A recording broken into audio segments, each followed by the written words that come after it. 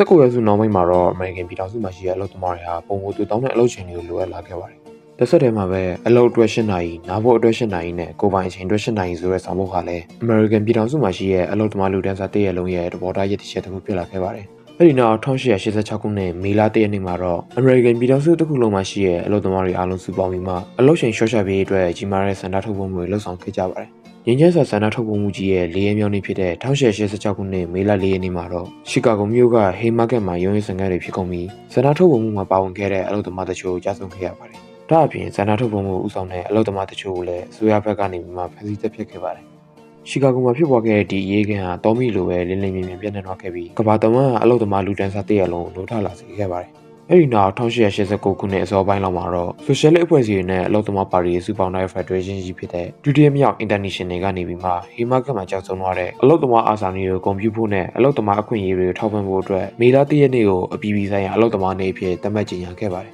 ။အဲဒီလိုကနေစတင်ပြီးမေလ1ရက်နေ့ဟာအပြည်ပြည်ဆိုင်ရာအလုပ်သမားနေ့ဖြစ်လာခဲ့ပါတော့တယ်။